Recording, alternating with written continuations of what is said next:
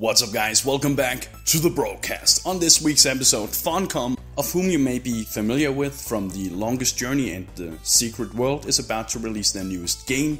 A new study shows that traditional brain games isn't necessarily the best brain development tools.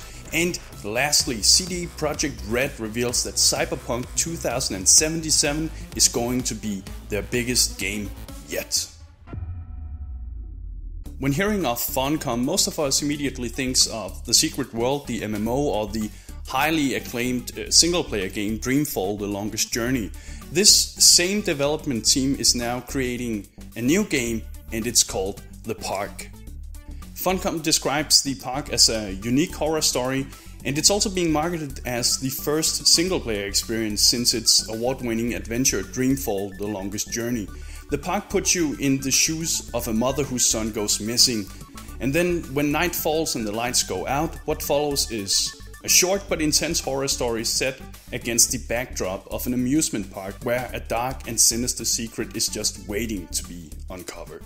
And I know what you guys are thinking, with such an epic and awe-inspiring name such as The Park, the game is a must-buy, just by that alone. But in all seriousness, Dreamfall: The Longest Journey and The Secret World are both very interesting games, and because of that, I'm gonna play The Park. I'm definitely interested in this. The game releases here in October, and I guess we'll be having something we can play on Friday nights. Hint hint, it's on my live stream.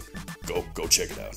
Next up, I thought it might be interesting for you gamers out there to know that there's yet another study showing us that playing video games is good for us. The thing is here that it's not the traditional quote-unquote brain games that are the ones that improve our cognitive performance the most. It is actually action games. A recently published article from the Federation of Associations in Behavioral and Brain Sciences, also known as FABS, yeah, seriously, shows that action video games are superior in certain aspects compared to other video games when it comes to improving cognitive performance.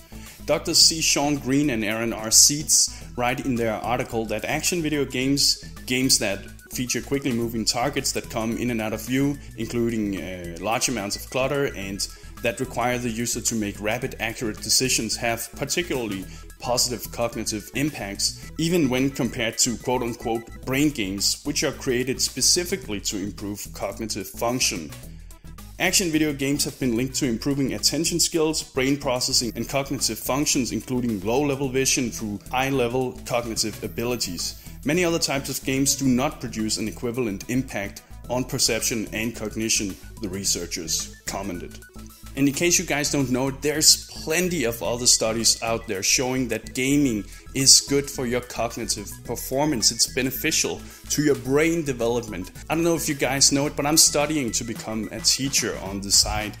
And we have had to take these studies into consideration in regards to improving our ways of teaching the children or the students. So it definitely has an impact, and this of course doesn't mean that as a teacher you want your students to just play Call of Duty all day, because, well, Call of Duty kinda sucks, but maybe Path of Exile.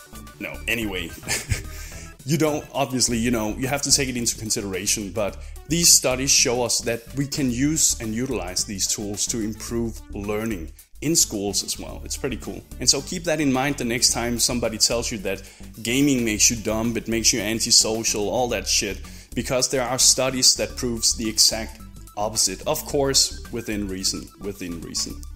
Lastly, CD Projekt Red have recently come out with the bold statement that their newest game in the making, Cyberpunk 2077, is going to be far bigger than The Witcher 3. Yeah. If you guys have played The Witcher 3, you know how huge that game is, so that's why I kinda consider it a bold statement. And to tell you a bit about the game, Cyberpunk 2077 is an upcoming action RPG based on the Cyberpunk series of tabletop role-playing games. And while we don't know much yet, we do know that Cyberpunk 2077 will feature a dystopian futuristic world in which ultra-modern technology coexists with a degenerated human society. The game aims to be mature and ambitious, with character customization being strongly tied to the plot.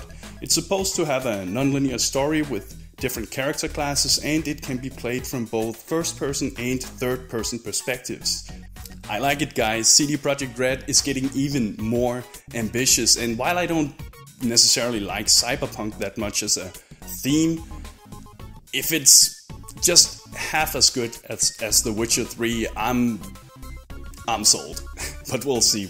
Let's not jump the hype train yet. But it could be very interesting, especially if it's far bigger than The Witcher 3, right? And that's it for this week's cast, guys. I just have one question for you. What theme in a game do you prefer? Do you prefer the medieval, the cyberpunk, the sci-fi, or, well, futuristic sci-fi? What do you prefer in games? What theme and world do you feel welcome in, and what are you looking forward to trying out? Me personally, I always thought it was the medieval, but I'm not too sure anymore. I kind of like a wide range of it. Depends on the gameplay and how well it is presented. But let me hear what your thoughts are. Remember to subscribe for more gaming news. Thank you for watching, and bros, do you even nerd?